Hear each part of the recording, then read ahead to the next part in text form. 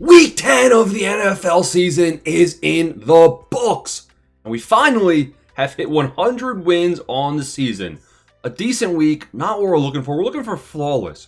8-4 heading this Sunday Night Football. And honestly, it could be bad because I got two upsets. I got the Steelers over the Chargers. Let me have some fun with Aaron Rodgers. I got the Eagles over the Packers. Let me have some false hope as an Eagles fan, right? So we could be 8-6, and that would be a terrible, terrible development. But 8-4, not bad. 10-4 would be great, right? So we're heading into Week 11, and we're still chasing the flawless week.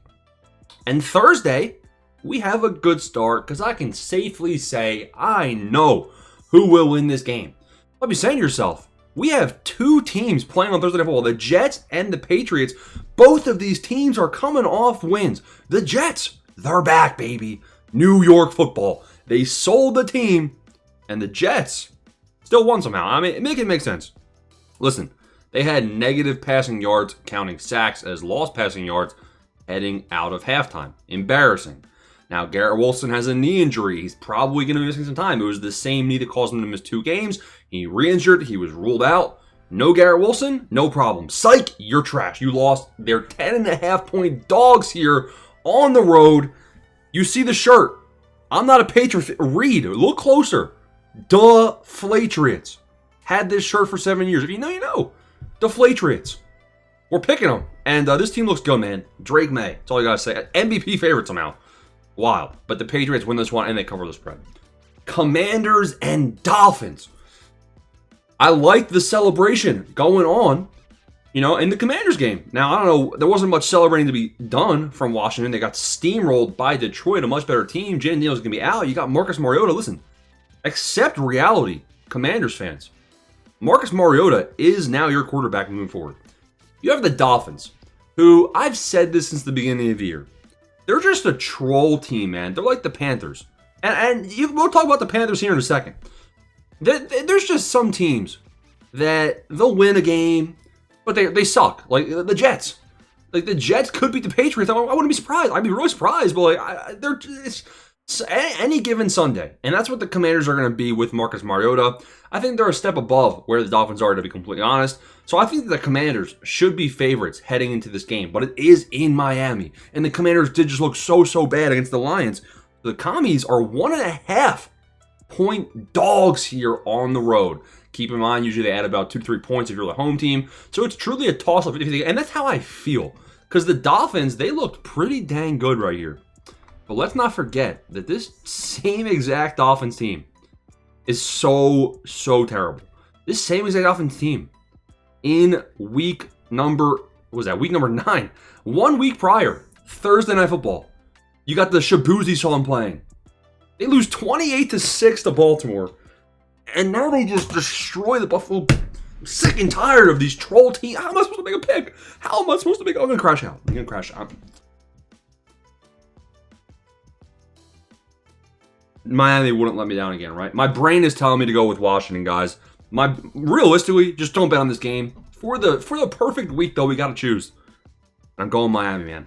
Devon Achane, game-changer player. Such a big game against the Bills. I think he carries that momentum forward. And maybe Tua had a growth spurt where you can see over the O-line. Panthers and Falcons. Two teams that are the definition of troll bowl here. Now, the Atlanta Falcons actually hung out with the Indianapolis Colts, which should make the Falcons favorites in this game. And they're 3.5-point favorites here at home. Panthers, they beat the Packers, and then they lose to the Saints, the worst team in the league. Some things just don't make sense. I'm going Atlanta here, though. 3.5. Bengals at Steelers. Now, this is made before Sunday Night Football. Joe Flacco has already beaten Pittsburgh once. In Cincy. This one in Cincy. It's not a short week, not Thursday Night Football. The Steelers will bounce back here and beat the Bengals. But the Bengals are coming off of a bye week. Trap game? They already had the trap. Steelers should escape. They're 5.5-point favorites. I like it. Packers at Giants. Jackson Dart left with a concussion. It was the Russell Wilson show. And it was not a show that I wanted to be watching. Packers, I haven't seen them play yet either against the Eagles. It's not going to change my mind. The Packers should win this one. Packers have been playing a lot of close games. Do not rely on them to cover big spreads. 7.5-point favorites here. I'm taking the Packers by 7, but 7.5, I'm not betting on that, man. Chargers at Jaguars. Haven't seen the Chargers on Thursday Night Football, and this could change a lot. I want to see how they play. Potentially Amari and Hampton, but probably not, because it sounds like they're going to save Amari and Hampton until after the bye week, so probably week 13 for Amari and Hampton's return. But the Chargers offense, man, is just very, very good. The Jaguars offense is very, very decent, but good beats decent. And this game's in Jacksonville. I think this is going to be a game you want to throw into your parlay. And the odds are very solid. 1.5 point favorites for LA. I like that spread to go in the parlays. Bears at Vikings. Again, the Bears, I'm going to just call these teams any given Sunday. Because both of these teams, any given Sunday, they're troll teams. I don't think either of these teams is elite. I think the Vikings have a chance to become elite in the future. If McCarthy figures it out, becomes more consistent. You have the Vikings as 2.5 point favorites here at home. So it's almost a true toss-up if you take away home field advantage. The Vikings, they hung out with Baltimore. They had Baltimore on the ropes, it looked like, in the first quarter. And then it was kind of all downhill. They even had a chance for a game-tying drive. Defense got a stop, and they choked it. Then you have Chicago, where Rome Odunze, his dad said he's got to get 10 targets a game. Congrats, he had 10 targets, and he was the first target of the game. Went to Odunze. The Bears come back on the Giants because Dart was injured. Yeah, McCarthy is not going to be injured. It's in Minnesota. I'll take the Vikings by 2.5. Don't love that game, though. Texans at Titans.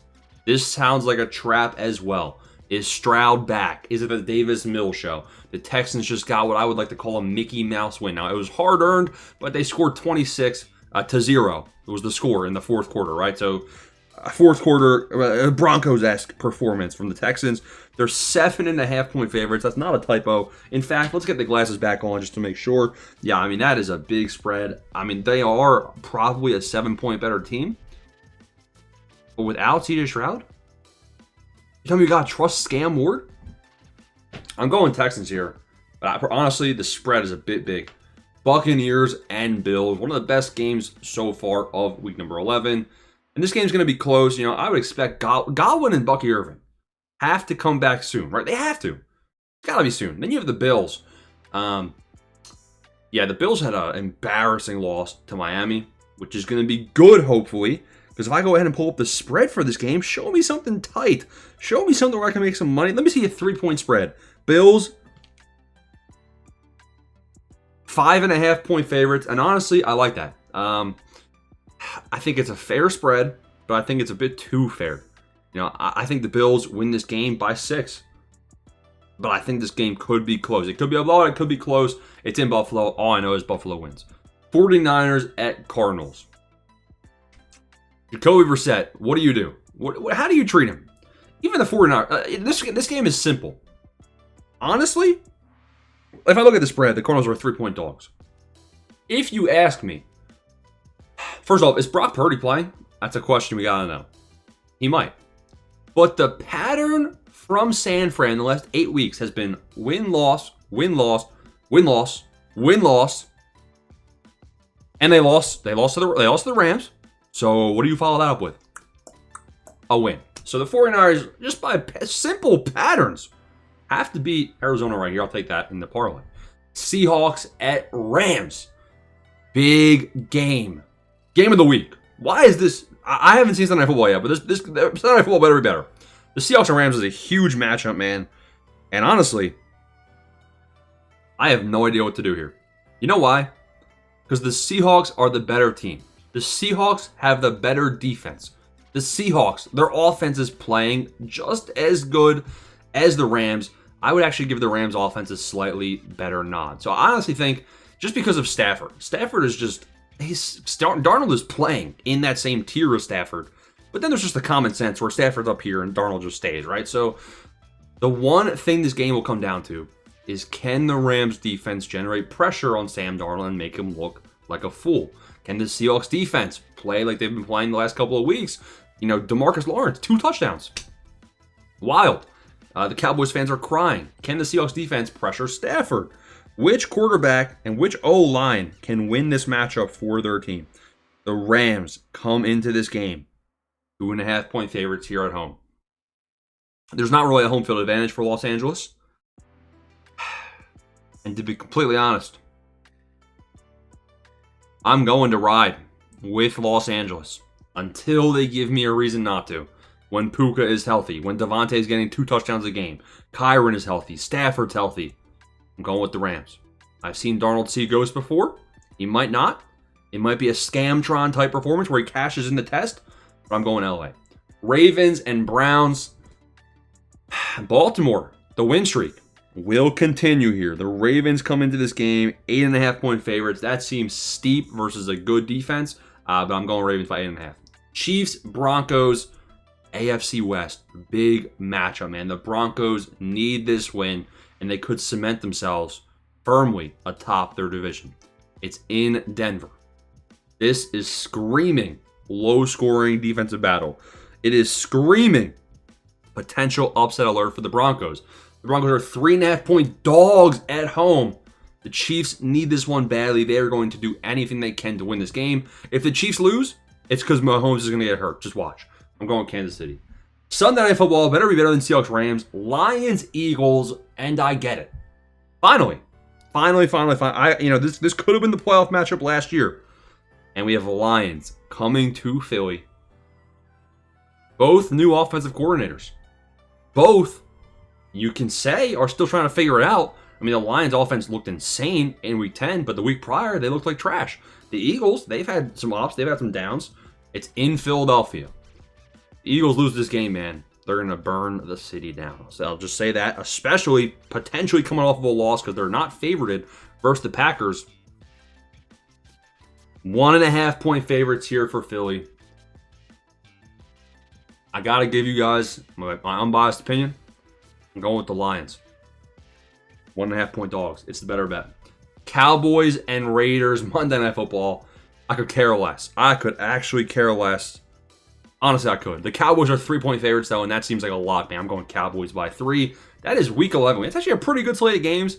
But sadly for us, I don't know if I went perfect predicting. So this might not be the week. But maybe it is. There's always going to be a chance. Deflate treats. Represent. And man, oh man, I hope the Eagles beat the Lions. Thanks for watching, boys.